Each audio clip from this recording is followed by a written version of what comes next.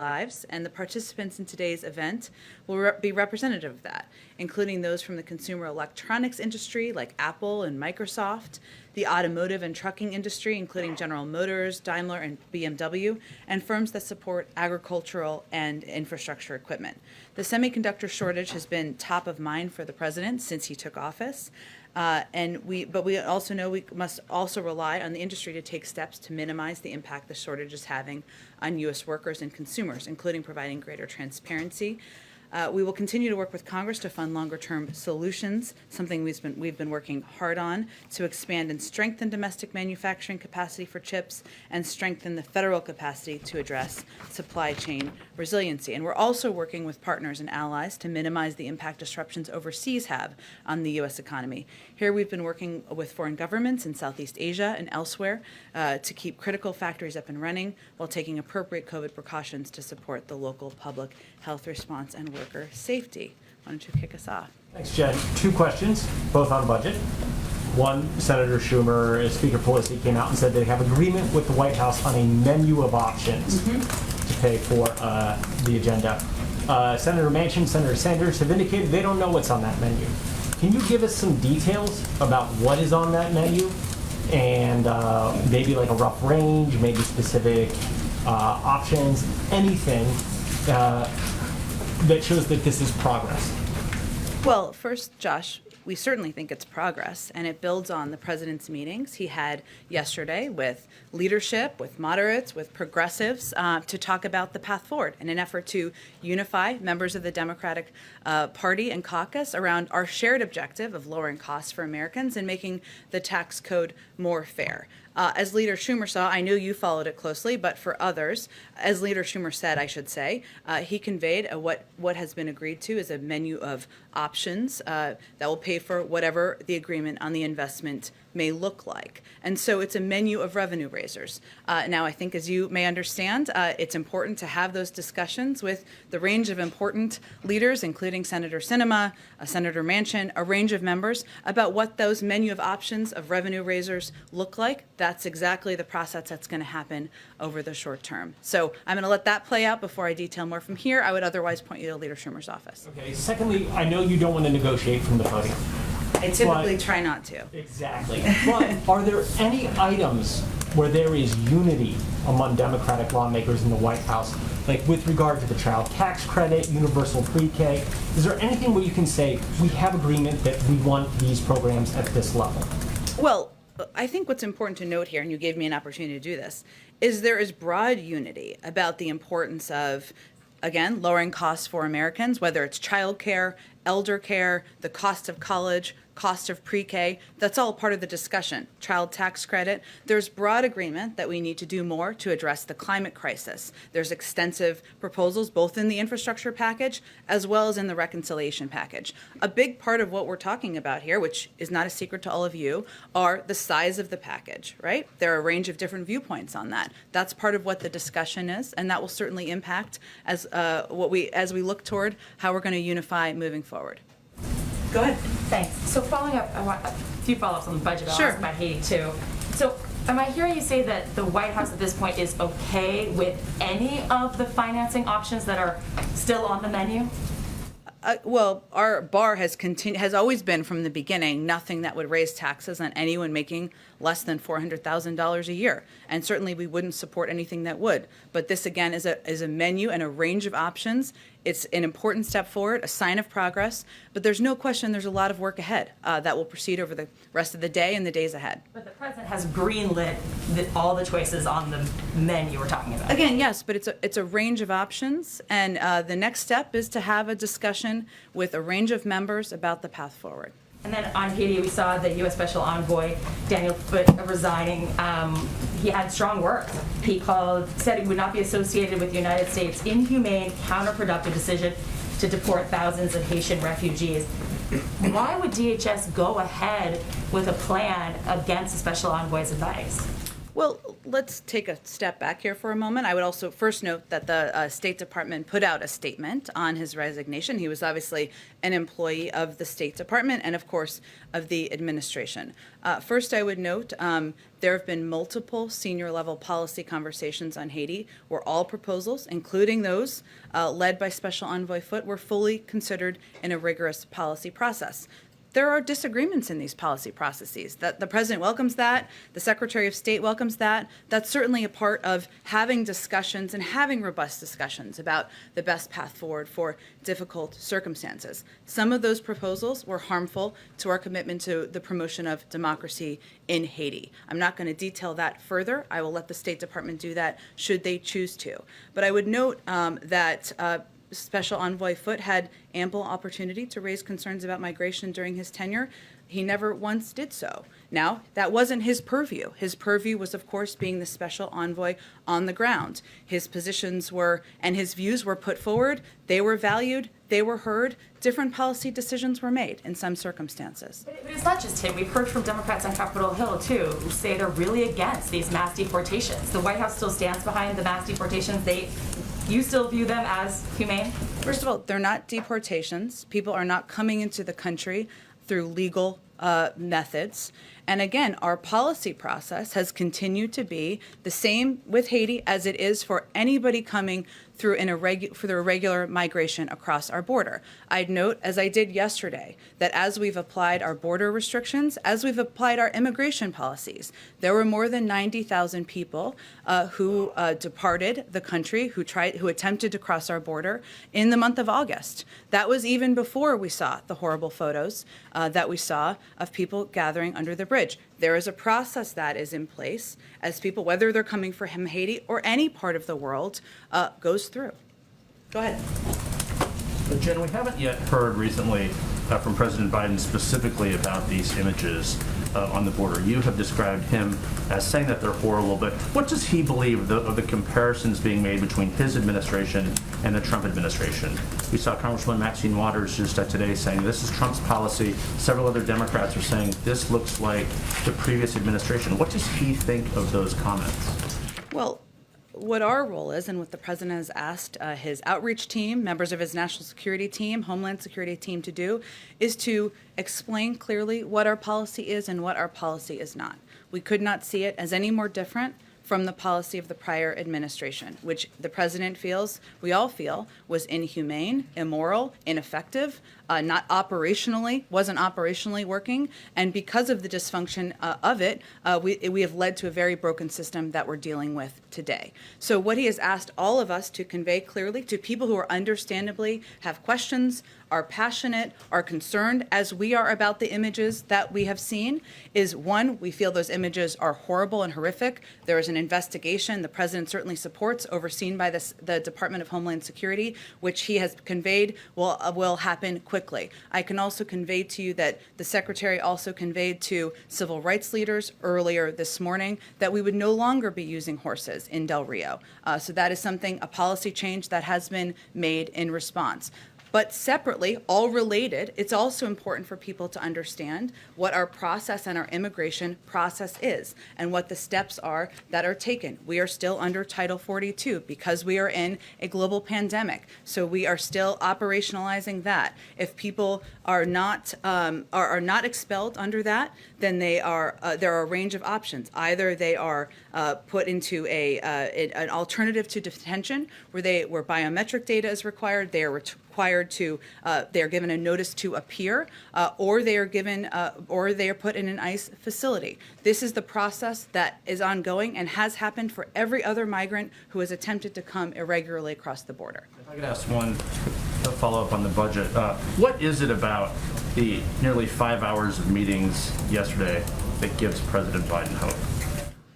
Well, I think what gives him hope is that there is agreement about the need to do more to address costs for the American public, whether it's childcare, elder care, the cost of college, pre-K. There's also agreement that there's more that needs to be done to make our tax system more fair. There are important discussions, and certainly there are differences of opinion on what the size of the package should look like. Those are important discussions, but he felt encouraged by how constructive the conversations were. He's going to have his sleeves rolled up, and he'll be very engaged moving forward. Rolled up, what will be happening this afternoon? Who is he planning on meeting with here at the White House? We're still finalizing specifics, but I think there'll be members who we're working to see if there can be meetings at the staff level at this point as a follow-up to yesterday.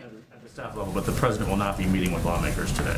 We'll see, Jeff. The president's always open to meeting with, discussing, communicating with lawmakers, but as yesterday is evidence of, but he just met with a broad range of members yesterday. There's a lot of work that needs to continue that can happen with senior staff members, but I don't think anything has been finalized quite yet. We're happy to keep you updated if it does. Go ahead. And I promised I would jump around today, so after you, I'll jump around and come back. Thanks, Jen. After yesterday's meeting, Senator Manchin said that the president was very straightforward with he and other attendees about what he expected of them, and that the president said, just give me a number that you can live with and what you want. But the progressives have been so clear about their number. Does he have any reason to believe they're willing to come down from 3.5 trillion? Well, this is what a negotiation looks like. This is what compromise looks like. And ultimately, the president also wants to see a robust package that will help lower costs for the American people across the country. You need the votes to get that forward. That is how the process works in Congress. This is democracy in action. So his role yesterday was meeting with a range of voices, hearing from them on what they're excited about, where they may have concerns, and trying to help be a unifier in moving the process forward. It wasn't that it ended yesterday. There's a lot of work ahead, which will proceed over the days ahead. So he does think they might come down. We'll see. He's always believed that there would need to be a potential for compromise, would need to be what everybody would have to be open to. Just a couple questions. Are you doing anything to expedite the process of finding Foot's replacement, given the situation in Haiti? I don't have anything to report out to you on kind of what the next steps are there. What I can reiterate to you is we have an ambassador on the ground. We have a robust presence on the ground. We have a newly installed assistant secretary for the Western Hemisphere, all of whom have experience in the region and will certainly be overseeing the policy at this point in time. Ken, want to go ahead? Just one more. Just one of his concerns that he laid out in this letter was that the Haitian government is expressing an inability to provide for the migrants that are returning there because of a lack of basic resources. DHS has said vaguely that the U.S. will provide support for those people, for the Haitian government to absorb deportees. Can you provide any specific details about that support? Sure. Well, first, let me say, because this is a question that's been asked, that we are working with the International Organization on Migration to ensure that returning Haitian migrants are met at the airport and provided immediate assistance. So that's in the most immediate. In terms of the range of assistance we've provided, let me just give you just a quick overview of what we've done sort of to date.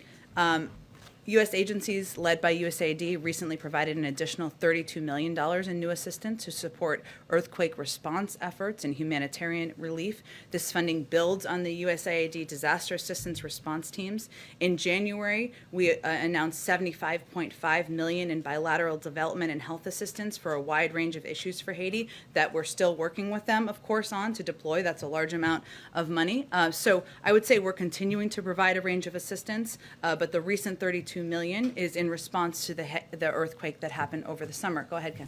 Just on the infrastructure package, just having had these lengthy meetings yesterday, does the president think the House should vote on the infrastructure bill in the beginning of next week, or does he think that there might be a benefit to waiting and delaying that?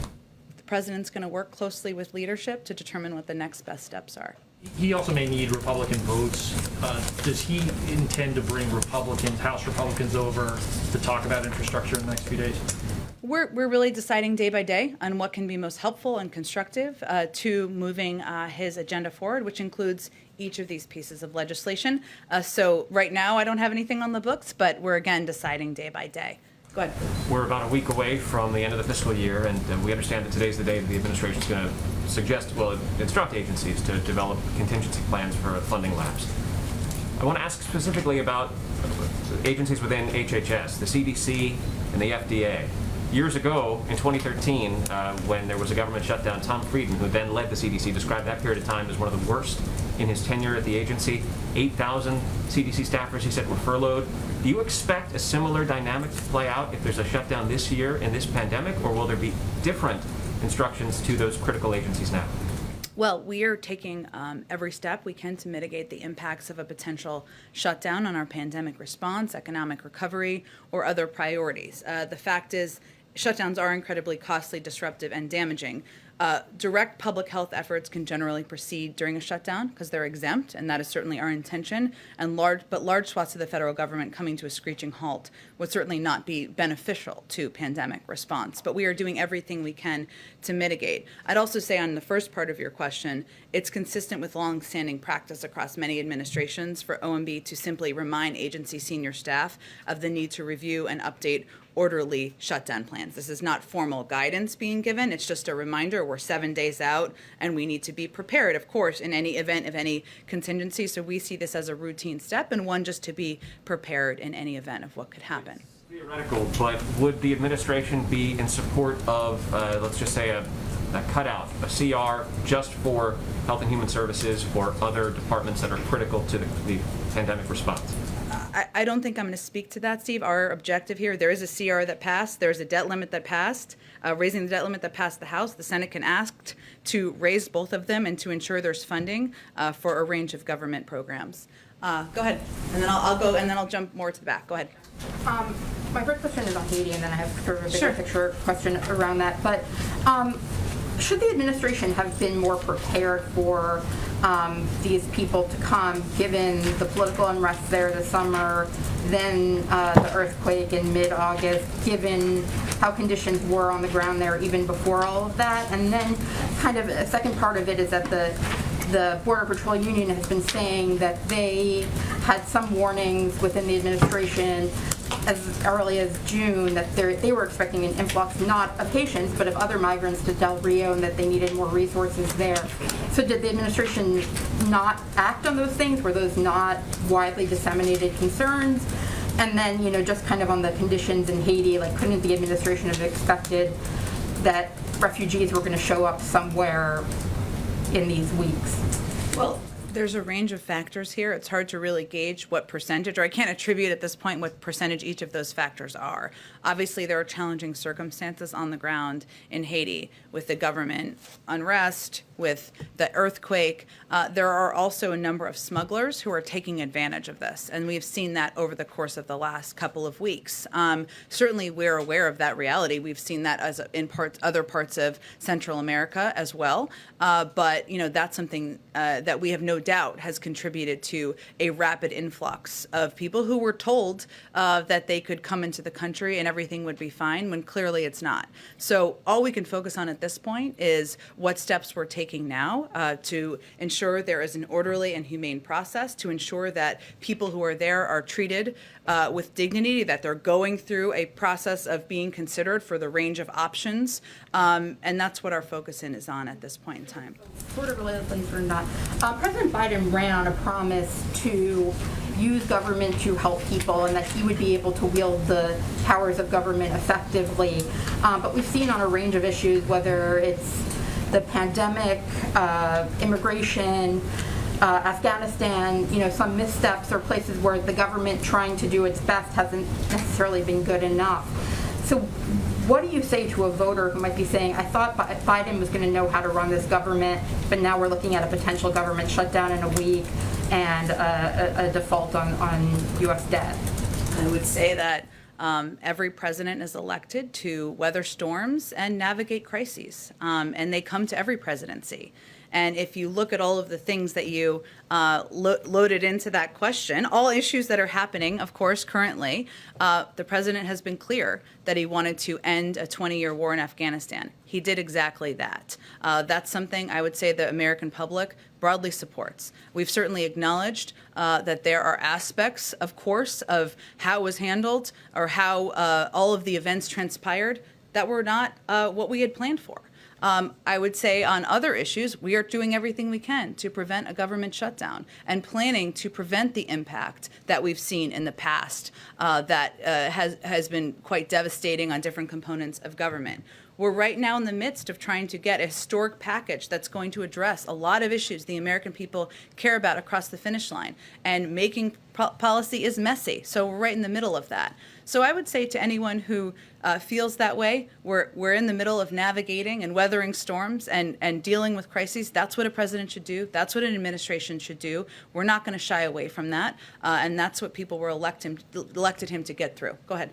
Also on Haiti, building on Jeff's question, I mean, when you have Maxine Waters saying that what these images and this policy harkens back to the slave trade, I mean, you're saying here that you're trying to communicate what the policy is. She and other Democrats who are your allies in other political projects are criticizing that very policy. Isn't this a larger problem, a political problem for the president than just merely communicating what the Title 42 policy is? It's not just about the Title 42 policy. I think Congresswoman Waters and others, as are we, have been horrified by the photos of the Border Patrol officers and that behavior. And we have taken very specific action in launching an investigation, ending a part of a policy that the Secretary of Homeland Security felt was problematic. There has also been a view that we were handling our immigration policy in a different way than we were handling for other migrants who were coming across the border. That's not true. And so what we've been doing is trying to explain what our policy and our process is and reiterate to everyone that our objective is not to keep the policy as it is, which is broken, which is not workable long term, to work with people who are frustrated to put in place a new immigration policy that is humane, that is orderly, that does have robust asylum processing. But we've also reiterated that it is our objective to continue to implement what is law and what our laws are, and that includes border restrictions. Go ahead. Jen, in the spirit of explaining policy, can you explain how the administration is determining who gets to come in and get processed under Title VIII and get an NTA and who's getting expelled?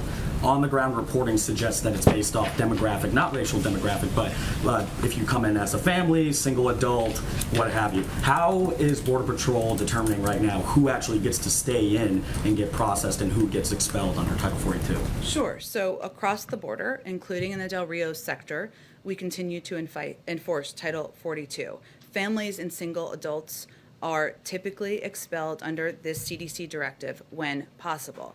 The determination of who can be expelled or not is determined by a number of factors, including the makeup of the specific family unit. Some people with kids who are younger than a certain age are not accepted back in certain countries. We know that from our immigration policy writ large, long before the last couple of weeks.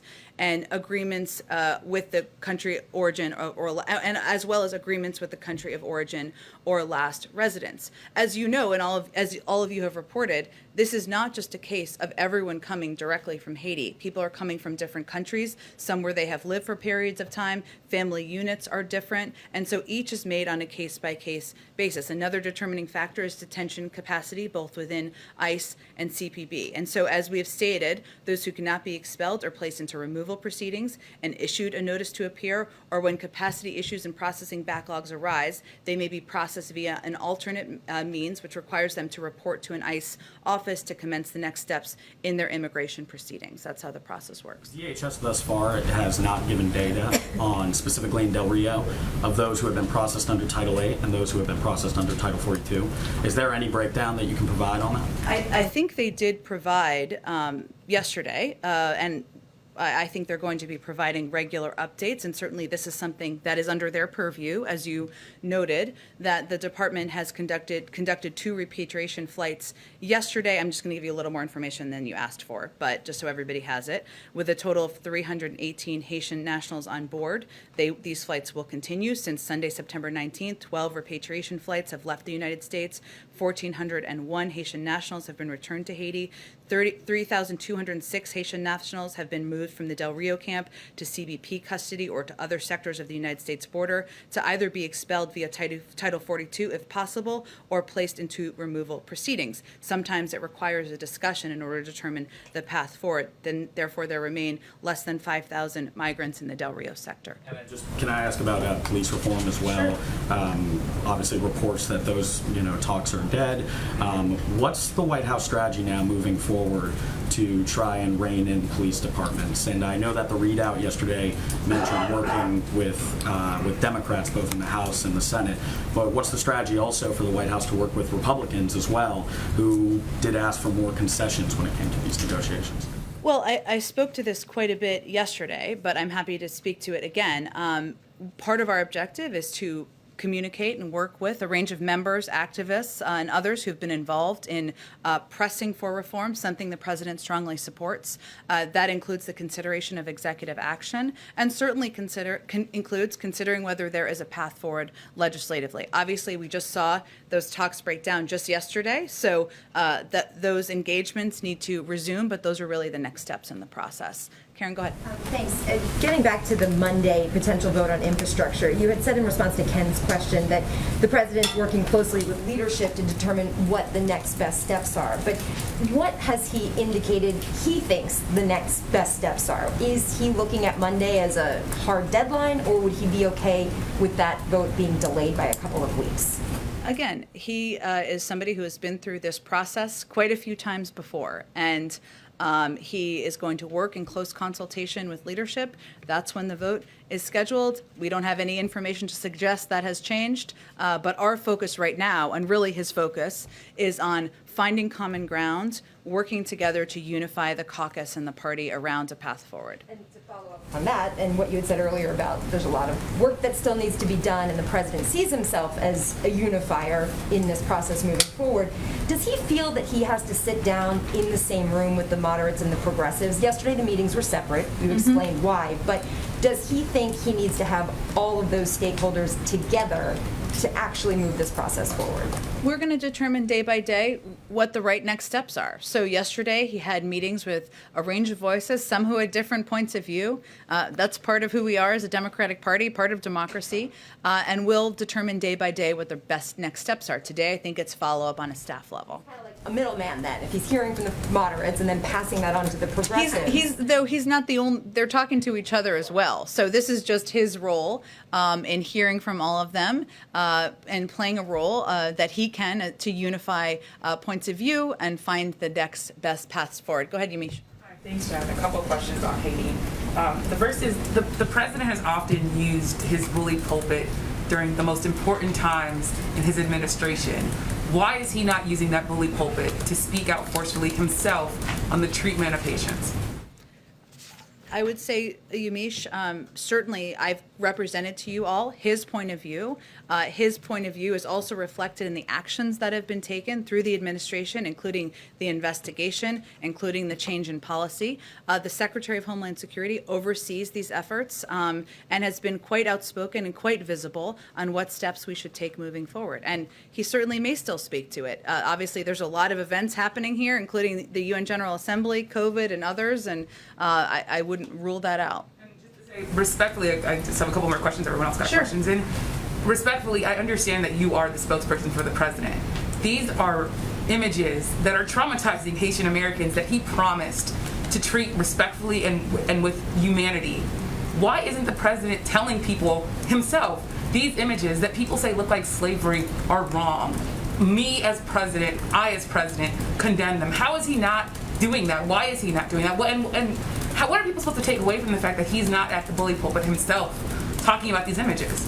Yamiche, I think people should take away that his actions make clear how horrible and horrific he thinks these images are, including an investigation, including a change of policy, including conveying clearly that this is not acceptable and he's not going to stand for this in the Biden-Harris administration. Our actions make that absolutely crystal clear, as have our engagements with a range of voices, a range of concerned advocates, members of Congress, and others who we want to communicate with, not just about our horror, but also about what our immigration policy is moving forward.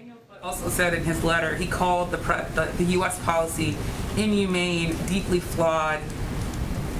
Does the president believe anything in this letter that Daniel Foote is saying rings true, has some sort of point that he believes is true? Which aspect?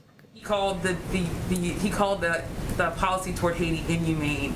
He said that He wasn't specific in his letter. What I noted earlier before, specific what in I his noted earlier, let me finish, Yamiche. What I noted earlier before is that we have taken very specific actions as it relates to the horrific photos that we're not going to stand for in this administration. I don't know if he was referring to that or something else. That's why I raised the point. His purview, let me finish, Yamiche. His purview was not about migration. He didn't raise his concerns about migration privately. We respect his point of view, respect his ability to bring forward concerns, to raise ideas, to raise proposals. That's certainly something the president welcomes from everybody on his team, and something that he had the opportunity to do in a range of meetings. We also have to make decisions here based on what we feel are going to help promote democracy in Haiti, including Haitian-led reforms, Haitian-led steps on the ground to make changes in the country. a number of people who say that he did raise concerns over the deportation of Haitians and the treatment of Haitians. Are you saying then that Daniel Foote is not telling the truth in this letter? I would point you to the State Department, who have conveyed clearly in their statement what I just said. One last question, I promise. Yep. The last question is, Daniel Foote, the former special envoy to Haiti, he's raising this idea that the U.S. should be listening to Haitian civil society, not backing the current prime minister who was not elected by the people. What's the president's response to that? Because those civil society members have been telling me and other reporters for months, even before the assassination of the president, that President Biden was not listening to the people of Haiti about how to move forward with their government. We support a Haitian-led process charting the country's course through the current political situation. We don't back any one political group, and we continue to encourage all political stakeholders to engage in dialogue and find solutions together. And that has been our objective through all of our policy process making throughout the course of this, in addition to providing a range of assistance, training to people on the ground. Go ahead. Thanks, Jen. A couple of questions on COVID. One having to do with masks and airlines. About a little more than 4,000 incidents reported of unruly passengers. Senator Dick Durbin has said that fines don't appear to be working. Now we understand they just doubled, but they don't appear to be working. He's calling for criminal charges. Would the administration support that? That's not a policy decision we made. We obviously just announced the doubling of fines last week, and we're hopeful it will have an impact on people behaving in a safer way on flights. One more question on COVID. When it comes to people who are resistant to vaccines, not hesitant but resistant, outside of mandates, is there any discussion going on? Sorry, I'll let you continue and then I'll ask her. Discussions going on about messaging and how to reach people who would just say, I'm never going to take that vaccine. Is there a new approach being discussed outside of the policy that's going to be new rule through the Labor Department? I should be more specific. Yeah. So I think if we go back to December, only about 30% of people in this country were willing to take a vaccine. Now we're at over 75% of people who have received at least one dose. So clearly there has been progress made in addressing people's questions, addressing hesitancy or resistance, whatever it may be. And we've taken a range of steps, not just the announcement made just last week about mandates, prior to that. Part of that has been relying on local messengers. Part of that has been making the vaccine broadly accessible to everybody in the country, making it as easy as humanly possible to get vaccinated. And we're going to continue to deploy those tactics as well, because we've seen them as effective, and we've seen them work in a range of communities, getting us to a point of over 75%. Follow up on COVID, please, Jen. Sure. So yesterday, the president, in his remarks, mentioned working together with partners to increase global vaccine capacity, including this upcoming meeting with the Quad. But one thing that he did not mention was anything about supporting the TRIPS waiver or waiving the patent technology at the WTO, which many experts say will be the game changer in terms of boosting global capacity. So is this no longer a priority for the administration? Well, he supported the TRIPS waiver. Excuse me, it's a process being led by our ambassador. It's an ongoing process. We said from the beginning it would be a lengthy process. I have not seen many advocates say this is the silver bullet and the thing that is going to provide everybody with vaccines around the world. It's something the president supports, we support in his administration, and there is an important global process that is ongoing. What we feel our role is also is not just providing, as the world's biggest provider of vaccines to the global community, more than every other country combined, but also working with our Quad partners to produce at least 1 billion vaccine doses, boosting vaccine manufacturing in South Africa to produce more than 500 million single-dose regimens in Africa for Africa, ensuring we're increasing capacity around the world and increasing and sharing know-how with the global community as well. All of these steps are essential, and certainly we continue to support the TRIPS waiver. I just want to get around to a bunch of people. Go ahead. Thank you, Jen. Just to clarify, yesterday DHS said that they will not be sending migrants at the Texas border to Guantanamo. But there's still conflicting media reports about this. Can you definitively clarify whether or not the administration will send migrants at the border to Guantanamo? We will not. There's never been a plan to do that. I think there was some confusion related to the Migrant Operations Center, which has been used for decades to process migrants interdicted at sea for third country resettlement. This request for information that went out publicly yesterday, which I think caused some confusion because of the timing, was posted in a typical routine first step in a contract renewal and unrelated to the southern border. Go ahead. Thank you, Jen. I have a question about the numbers that you gave and the math. So there are 15,000 migrants under the Del Rio Bridge Saturday. If you add up the ones that you say were expelled or released, it's less than 5,000. Say there's 5,000 that are still left. Where's everybody else? I'm happy to get you a more fruitful rundown for you, if helpful, from the Department of Homeland Security. Okay, and when you talk about how some of these people are being placed in removal proceedings, that does not mean removed, correct? That means they're in the process of going through a removal proceeding so that it can go through the process, our immigration process that's long been in place. We understand that basically most of these people that are going into removal proceedings are being put on either buses from Del Rio to El Paso and Laredo, or being flown to Tucson with no COVID testing unless they show symptoms. How is that helping anybody stop the spread? Again, we have a protocol and process in place as it relates to COVID in terms of testing and quarantining, and also vaccines are provided for a range of migrants by our partner organizations in the region. What is happening now is that, as I outlined yesterday, is that if individuals cannot be expelled under Title 42, they are placed in removal proceedings, as you referred to. That may require them being placed in ICE detainment facilities, or it may require being given a notice to appear, where biometric data and other data is taken. In terms of their transportation methods, I'd certainly point you to the Department of Homeland Security. But why should somebody, say, in Laredo, Texas, or El Paso, or Tucson, Arizona, have to have their chance of catching COVID go up because hundreds of miles away there's an open border? Well, there certainly is not an open border. We are continuing to employ our immigration proceedings and process and restrictions at the border, and that includes the implementation of enforcing Title 42, which is an authority, a public health authority. It includes moving people into either a process for expedited removal or removal proceedings. That is our immigration process that we are proceeding underneath. A final follow-up. You say the border is not open, but we're told by our teams on the ground, you guys are releasing pretty much all family units, couples where the woman says that she is pregnant, or single women who say that they are pregnant, and that nobody actually has to take a pregnancy test unless they want to. So Are you suggesting you don't believe when women say they're pregnant? Is that a big issue, we think, at the border? I am not in charge of keeping the border secured. Do you think guys are. pregnant women are posing a big threat to the border? You tell me. To the border communities? You Is that a tell big me. issue? You tell me. I'm not aware of pregnant women being a big issue of concern to people at the border.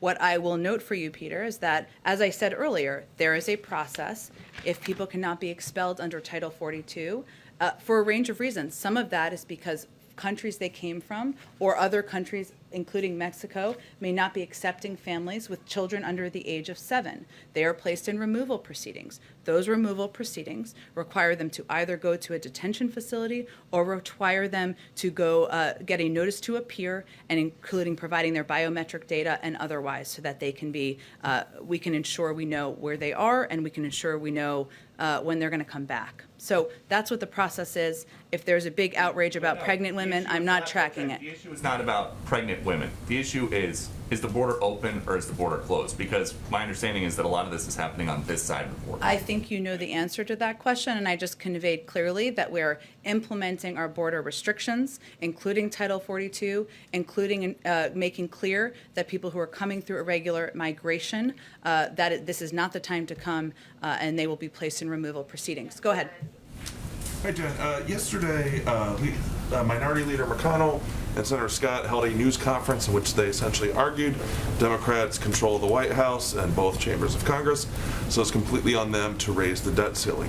Do you have any response to that? And does a debt ceiling fight, does that complicate the president's ability to get his agenda passed and deal with some of these other crises he's handling? Well, let's just take a step back here. So these same Republicans, including Leader McConnell, or former Leader McConnell, no longer leader, including Senator McConnell, who felt during the Trump administration that we could absolutely not risk defaulting. That would be devastating to our economy. I can provide you the quotes. I have the receipts.